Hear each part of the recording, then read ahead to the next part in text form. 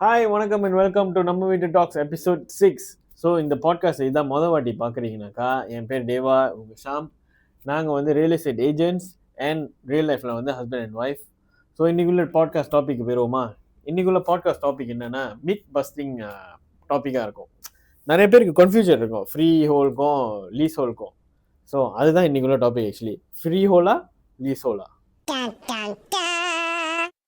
S. So maybe இது அதை பற்றி எக்ஸ்பிளைன் பண்ணுறதுக்கு முன்னாடி நான் அதை டெஃபினிஷன் சொல்லிடுறேன். Like one very simple term. So lease ஹோல்ட்னா என்னன்னா யூஸ்வல் தான். லைக் வீடு வாங்குறோம்னா அந்த வீடு வந்து இப்போ வீடு இல்லை ஒரு ப்ராப்பர்ட்டினா அந்த ப்ராப்பர்ட்டி வந்து ஒரு லேண்ட் மேலே தான் உட்காந்துருக்கும். நாக்காளி போட்டா லேண்ட் மேல தான் சிட்டுவேட் பண்ணிருக்கோம். ஸோ அது வந்து அந்த லேண்ட் வந்து ஃப்ரீ ஹோல்ட்னு வரும்போது அந்த லேண்ட் அந்த ப்ராப்பர்ட்டி வந்து பெர்மனெண்டா யார் வாங்குறாங்களோ அவங்க ஓனர்ஷிப்ல வரும். ஓகே. பட் லீஸ் ஹோல்ட்னு வந்துச்சுன்னா அந்த ப்ராப்பர்ட்டி மட்டும்தான் அவங்களோட, தவிர அந்த லேண்ட் வந்து கவர்மெண்ட் வந்து லீஸ் எடுத்திருப்பாங்க.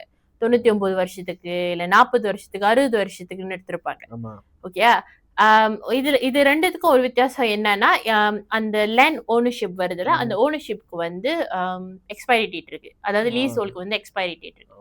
இதுதான் சிம்பிள் டேர்ம்ல freehold and leasehold. இதுதான் நம்ம ஆளுங்க வந்து லீஸ் ஹோல்ட்னாலே பிரச்சனைன்னு பேசிட்டு இருக்காங்க. அது ஏன்னா அதுக்கு பின்னாடி வந்து என்ன சொல்றது, என்ன கான்செப்ட் இருக்கு, எவ்வளவு ஈஸியா நம்ம செய்ய முடியும் யாரும் சொல்லி வந்து கிளிக் கேட்டாங்க.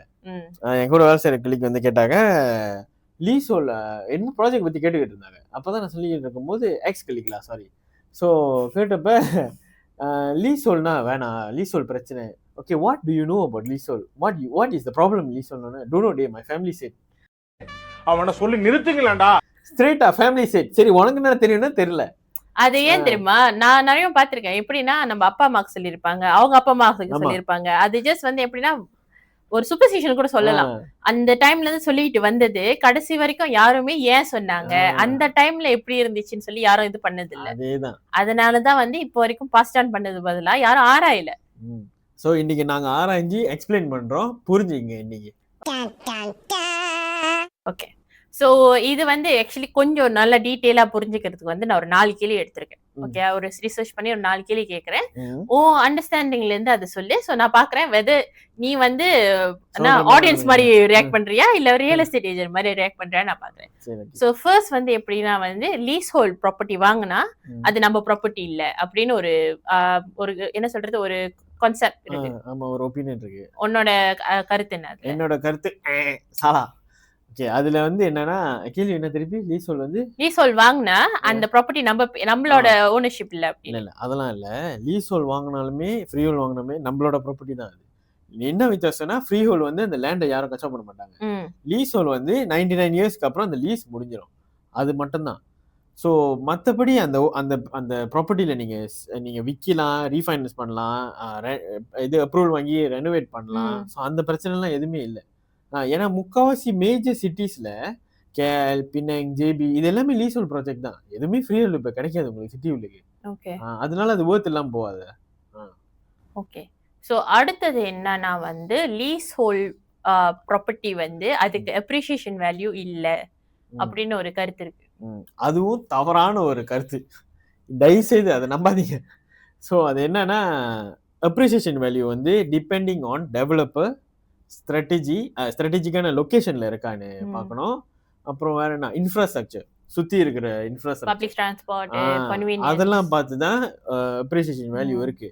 முக்கால்வாசி டைம்ல நீங்க பாத்தீங்கன்னா லீஸ் ஹோல்ட் ப்ராஜெக்ட்க்கு அப்ரிசியேஷன் வேல்யூ 30 to 40% கூட ஏறி இருக்கு விதின் ஃபியூ இயர்ஸ். ஏன்னா பக்கத்துல உள்ள அவ்வளோ இன்ஃப்ராஸ்ட்ரக்சர் வந்தனால. ஃப்ரீ ஹோல்ட் வந்து சில நேரம் அர்பன் சிட்டிஸை விட்டு தூரமா இருக்கறனால அதோட அப்ரிசியேஷன் வேல்யூ ஏறும்னு சொல்ல முடியாது. ஏன்னா அதுக்கு அந்த கன்வீனியன்ஸ் இருக்காது இது பண்றதுக்கு. ஓகே. ஃபார்ம் அடுத்தது வந்து என்னன்னா free hold is the best. யாருக்கு பெஸ்ட்? வீடு வாங்குறவங்களுக்கு. இல்ல அப்படிலாம் ஒன்றும் இல்லை.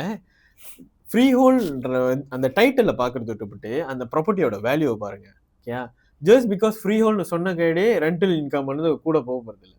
அது ஸ்டில் எங்கே இருக்கு, எந்த இடத்துல இருக்கு, இப்போ சுற்றி என்ன இருக்குன்னு பார்த்து தானே ரெண்டல் இது ஏறும்.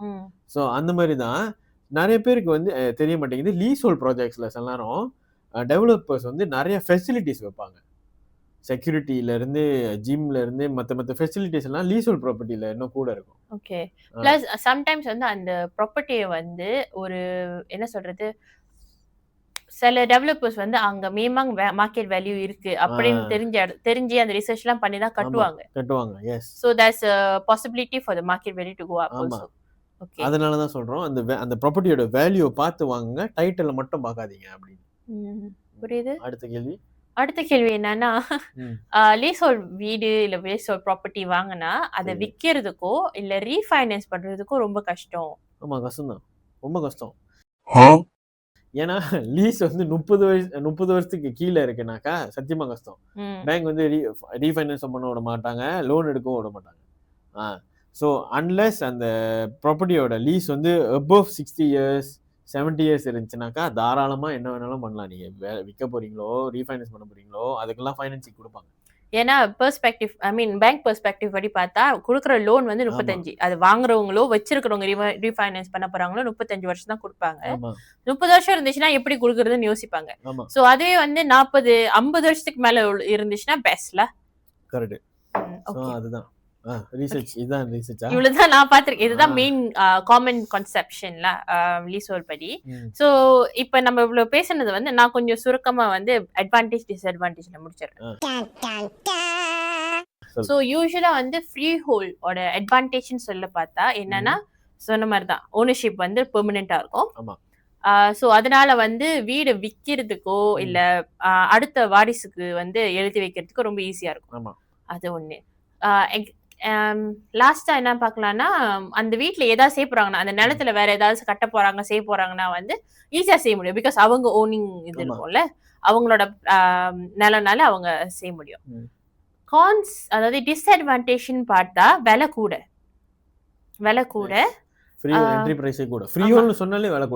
ஏன்னா யூசுவலா ஒருத்தவங்க செல்ல வீடு அவங்க வீடு ஃப்ரீ ஹோல்ட் விக்கிறேன்னு சொன்னாலே ஆமா என் வீடு ஃப்ரீ ஹோல்ட் நான் கூட தான் விற்பேன் அப்படின்னு சொல்ற கான்செப்டும் இருக்கு.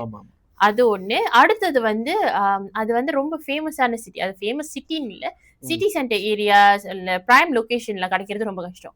அது இருந்தாலுமே அர்பன் சைட் வெளியே உள்ளதான் கிடைக்கும்.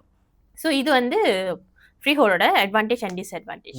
லீஸ் ஹோல்ட் வந்து எப்படின்னா அதோட அட்வான்டேஜ் எப்படின்னா சீப் டு என்டர் வாங்குறதும் வந்து எல்லாம் பிரைம் லொகேஷன்ஸ். இப்ப கேல்சிசில வீடு வாங்குறாங்க அது அதை சுத்தி நிறைய ஃபெசிலிட்டிஸும் நிறைய இருக்கும். ஓகே. டிஸ்அட்வான்டேஜ் நார்மலா அந்த லீஸ். இப்போ அந்த லீஸ் முடிஞ்சிச்சுன்னா என்ன சொல்றது, அந்த லீஸ் முடிஞ்சிச்சுன்னா வந்து அந்த வீடு யார் ஓன் பண்றாங்களோ அந்த ஓனர் போயிட்டு அதை எக்ஸ்டெண்ட் பண்ணணும். கவர்மெண்ட் வந்து ரிக்வெஸ்ட் பண்ணி எக்ஸ்டெண்ட் பண்ணணும், அதுக்குன்னு ஒரு காசு கட்டணும். அதுதான் டிஸ்அட்வான்டேஜ். ஆனா எனக்கு தெரிஞ்சு வந்து ஒரு இப்ப லெட்ஸ் சே ஹை ரைஸ் தான் லீஸ், இப்ப ரொம்ப ஹை ரைஸ் தான் லீஸ் ஓடுது. ஹை ரைஸ் கொண்டோ வாங்குறவங்களுக்கு வந்து கொண்டோ இல்ல வேற ஏதாவது ப்ராப்பர்ட்டி வாங்குறவங்களுக்கு வந்து இது ஒரு அந்த ஒரு தலைவலியே இருக்காதுன்னா, ஹை ரைஸ் கொண்டோ இல்ல ப்ராப்பர்ட்டிஸ்க்கு வந்து ஸ்டார்டா டைட்டில் வெளியாயிடுச்சுன்னா, அந்த டைட்டில் வெளியாயிடுச்சுன்னா அந்த கொண்டோ மேனேஜ்மெண்ட் தான் பாத்துக்கணும். அந்த ஓனர் போத்தவலையா? ஏன்னா இண்டிவிஜுவலா மாத்திட்டாங்களே அந்த நிலம், அந்த வீடு ஓனர் பேர்ல இருக்கு. நிலம் வந்து டெவலப்பர் ஸ்டார்டா எடுக்கிறதுக்கு முன்னாடி டெவலப்பர் பேர்ல இருக்கும். எடுத்ததுக்கு அப்புறம் ஜிஎன்பி அதாவது ஜாயிண்ட் மேனேஜ்மெண்ட் பாடி இல்லனா மேனேஜ்மெண்ட் கார்ப்பரேஷன், இந்த ரெண்டு பேர்ல யாரோட தான் பாத்துக்கணும். Okay okay. நான் நினைச்சேன் ஸ்டில் இண்டிவிஜுவலா அவங்க போயிட்டு மாத்திக்கிட்டு எப்படி ஒரு நிலத்துக்கு எத்தனை ஓனர்ஸ் இருக்காங்க எல்லாரும் இது பண்ணா கவர்மெண்ட்க்கு நல்ல லாபம் அந்த டைம். அப்புறம் சோ அவங்க பாத்துக்கணும். சோ இது ஒரு அட்வான்டேஜ். அதாவது வீடு வந்து லீஸ் ஹோல்ட் ப்ராப்பர்ட்டி வந்து லேண்டடா வாங்குறதுக்கும் ஹை ரைஸா வாங்குறதுக்கும் இது ஒரு டிஃபரன்ஸ் இருக்கும். லேண்டடா வாங்கினா நம்ம தான் போய் ரிக்வெஸ்ட் பண்ணணும், அந்த பேப்பர் ஒர்க்ல இருந்து பேமெண்ட் எல்லாமே நம்ம பாத்துக்கணும். ஹை ரைஸ்னு வரும்போது பேமெண்ட் ஆப்வியஸ்லி நம்மள்ட்ட இருந்து வாங்குவாங்க, ஒரு காஸ்ட் வாங்குவாங்க. ஆனா அது குரூப்பா சேர்ந்து அந்த காஸ்ட் பிரிக்கும் போது அது கொஞ்சம் குறைவா தான் வரும். புரியுதா? அண்ட் பேப்பர் ஒர்க் வந்து மேனேஜ்மெண்ட் தான் பாத்துக்குவாங்க. சோ இது ஒரு டிஃபரன்ஸ் அந்த ரிலீஸ் ஹோல்ல. சோ எனக்கு லீஸ் ஹோல்ட் பத்தி பேசும்போதே எனக்கு ஒரு நியூஸ் ஞாபகம் வருது. இது வந்து ஒரு சில வருஷத்துக்கு முன்னாடி நடந்தது. சிபிஎன் ஸ்கூல் தெரியுமா? கான்வென்ட் முகனனா? தெரியும், நல்லா தெரியும். நான் வந்து கோரல் ஸ்பீக்கிங்லாம் அந்த ஸ்கூலுக்கு போயிருக்கேன். நான் எங்க ஒரு 2 வாட்டி போயிருக்கேன். நல்ல ஸ்கூல், நல்லா இருக்கும் ஸ்கூல், நல்லா. அதுக்கு தான் போனியா?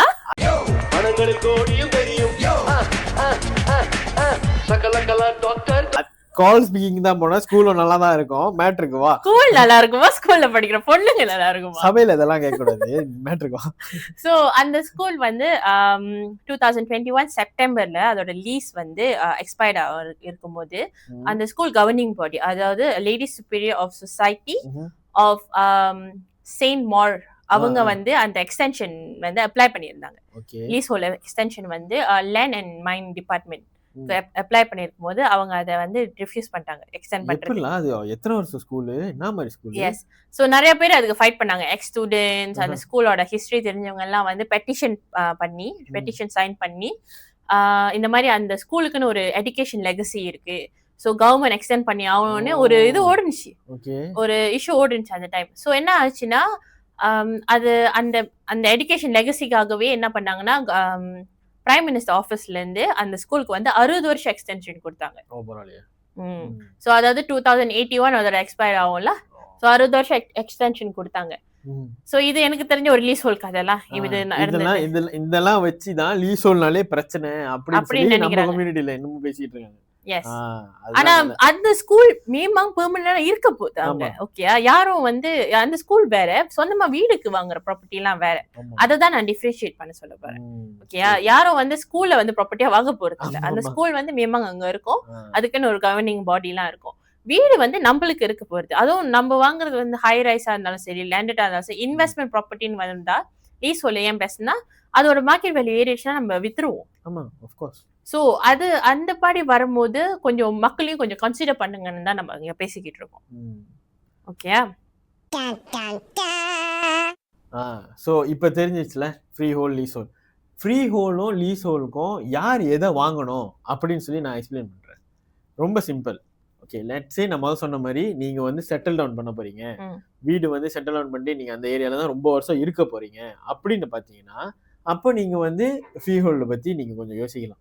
ஏன்னா நீங்க அதுக்கப்புறம் வந்து அந்த லீஸ் முடியறத பத்தி அதை பத்தி எல்லாம் நீங்க யோசிக்க தேவையில்ல.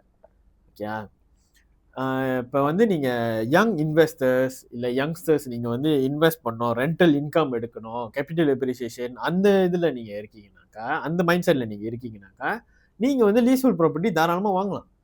ஏன்னா அது வந்து ஸ்ட்ராட்டஜிக்கான லொகேஷன், நல்ல டெவலப்பர், அப்புறம் இன்ஃப்ராஸ்ட்ரக்சர் எல்லாம் இருக்குனாக்கா எஸ் ரொம்ப ஈஸியா உங்களுக்கு ரெண்டல் இன்கம் வரும், கேபிட்டல் அப்ரிசியேஷன் எல்லாமே அதுலயே டக்கு டக்குன்னு ஏறிடும்.